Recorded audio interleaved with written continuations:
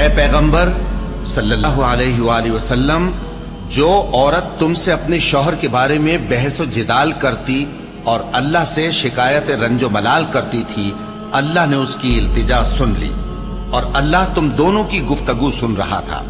کچھ شک نہیں کہ اللہ سنتا ہے، دیکھتا ہے۔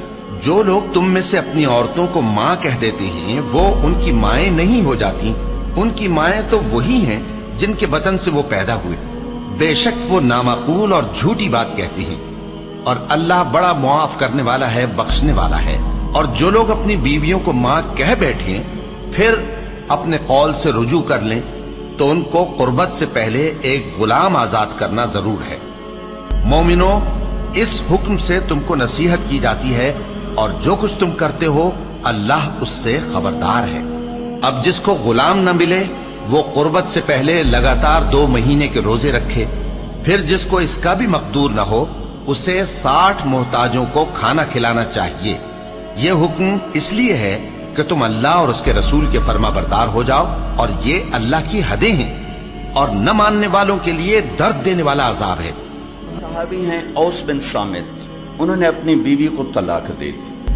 ایک طلاق تھی جاہلیت کی جس میں یوں کہا جاتا تھا تو میری ماں کی طرح ہے، تو اس پر طلاق ہوتی تھی جاہلیت میں۔ ایسی طلاق کہ کبھی دوبارہ نکاح نہیں ہو سکتی، کہیں اور نکاح ہو کے طلاق ہو کے بھی نہیں ہو سکتا، یہ ایسی طلاق تھی۔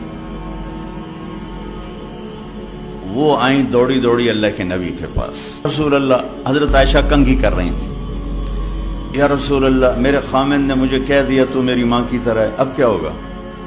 تو چونکہ شرعی حکم موجود نہیں تھا، آپ نے رواج پر فرمایا خولا، طلاق ہو گئی۔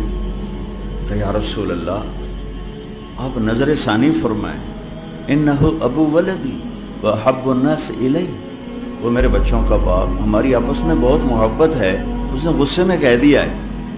تو آپ نے کہا حرمت علیہ، خولا، طلاق ہو گئی۔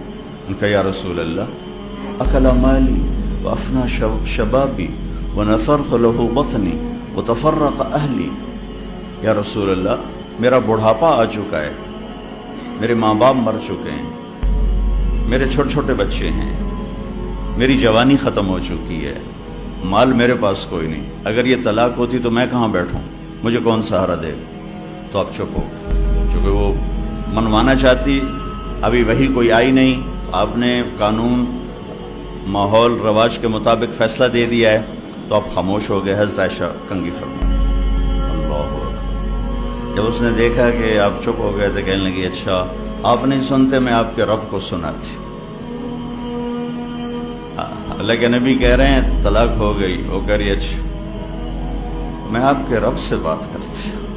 اس نے وہیں ہاتھ اٹھائے، اللہم انہم لی منہ صبیۃ صغار، اے میرے رب میرے چھوٹے چھوٹے بچے، ان ضممتہم الی فضجعوا، میں اپنے پاس رکھوں تو روٹی کہاں سے کھلاؤں، ان ضممتم الیہ فضاعوا، باپ کے پاس چھوڑوں تو تربیت کون کرے گا؟ یا اللہ اب ذرا غور کی، یا اللہ اپنے نبی کی زبان پر میرے حق میں فیصلہ اتار۔ یہ نہیں کہا کہ اللہ تو اپنے علم کے مطابق فیصلہ اتار، تو اپنی شریعت کے مطابق فیصلہ اتار۔ میرے رب میرے حق میں فیصلہ اتارنا، میں بچوں کو کہاں لے جاؤں گی، میں بڑھاپا کہاں گزاروں گی؟ تو ایک دم اللہ کے نبی پر وحی، تو جب وحی آتی تھی اب پسینہ پسینہ اور آنکھیں بند ہو جاتی تھی۔ تو حضرت عائشہ نے کہا خولا خولا، چپ کر چپ کر، وحی آ گئی وحی آ گئی۔ خولا نے جب دیکھا تو اور زور سے رونا شروع کر دی، کس بات پر کہ پتہ نہیں میرے حق میں ہے یا میرے خلاف۔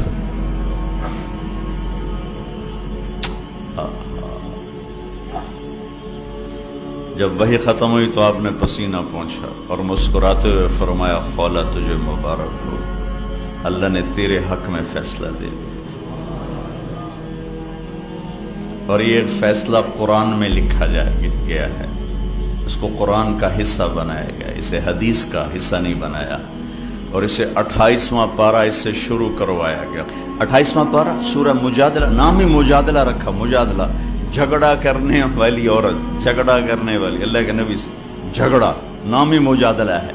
ہم نے سن لیا اس کی بات کو جو آپ سے بات کر رہی تھی، یہ تو ترجمہ ہے، لیکن صورتحال کیا ہے؟ جو ترجمہ کبھی حقیقت کو نہیں بتایا کرتا، یہ جو الفاظ ہیں یہ کیا بتا رہے ہیں، میں وہ آپ کے سامنے پیش کرنا چاہتا ہوں کہ اے میرے محبوب، یقیناً اللہ نے سنا، میں نے نہیں کہا، قد سمعت، لفظ اللہ، میرے محبوب اللہ نے اپنی اس بندی کی فریاد کو سنا جو آپ سے جھگڑا کر رہی تھی اپنے خامند کے بارے میں۔